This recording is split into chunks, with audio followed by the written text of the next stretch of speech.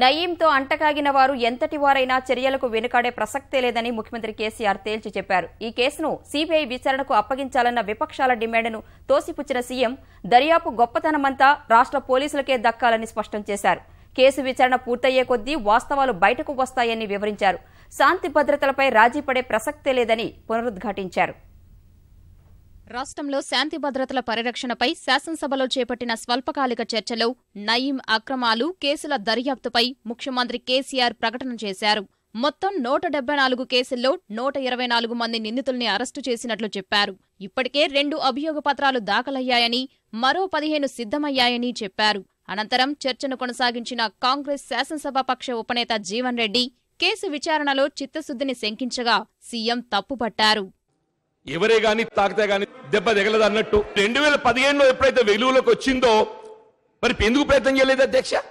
ఈ పాపం ఏం చేస్తే ఆనాడు 99 నుండి 2004 మధ్య కాలంలో అధికారంలో ఉన్నటువంటి ఒక మంత్రివర్గ సభ్యులు ఇవాళ సగం మంది మీ దగ్గర కూర్చున్నారు.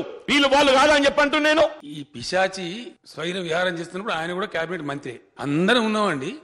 ఎవరు లేరు? ఏం చేసినాం అన్నాడు. మరి చరిత్ర కావన్నా?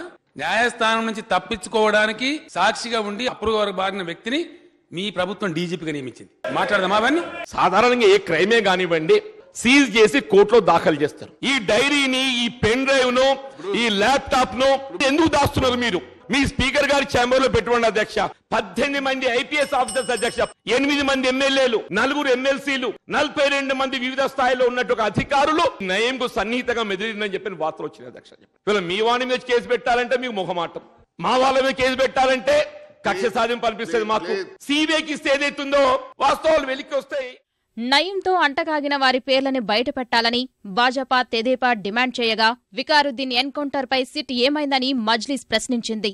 కేసు విచారణ పూర్తి పారదర్శకంగా జరగాలని సిపిఎం సభ్యుడు సున్నం రాజయ్య ఆకాంక్షించారు. ఆర్థిక శాఖ మంత్రులు మాట్లాడుతూ కిరణ్ కుమార్ రెడ్డి గారికి మేము చెప్పినా ఏది పట్టించుకోలేదన్నారు. అధ్యక్ష, అధికారంలో రాకముందు మీరు చెప్పినటువంటి విషయం అధికారంలోకి వచ్చిన తర్వాత 2 సంవత్సరాలు 2 మాసాలు ఎందుకైంది అధ్యక్ష? ఏ ఒక్క రాజకీయ నాయకుని పేరు ఇంతవరకు బయటకు వచ్చిందని అడుగుతున్న అధ్యక్ష. ఈ 4 మాసాలలో ఏ ఒక్క పోలీస్ ఆఫీసర్ పేరైనా బయటకు వచ్చిందని అడుగుతున్న అధ్యక్ష. వాళ్ళని వెనుకేసుకొచ్చినట్టయితే ప్రాత ప్రభుత్వాలు చేసినటువంటి పాపము మీకు కూడా అదే అంటుకుంటుందని చెప్పి నేను హెచ్చరిక చేస్తున్నా అధ్యక్ష.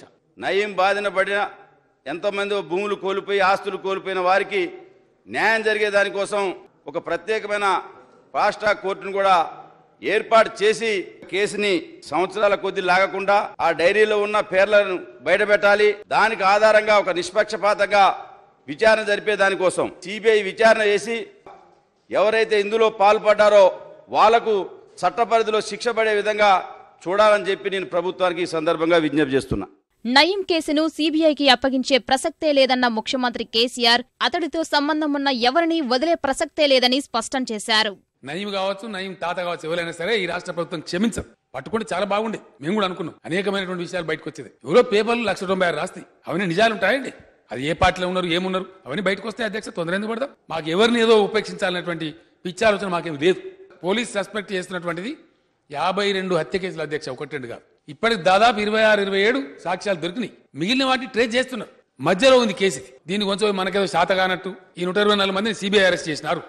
మన పోలీసుకి ఇంత సమర్థవంతమైన పోలీసు మనకు ఉండగా ఇక్కడ మాకేదో శాత కాదని పోయి మేము వాళ్ళకి అప్పచెప్పానట.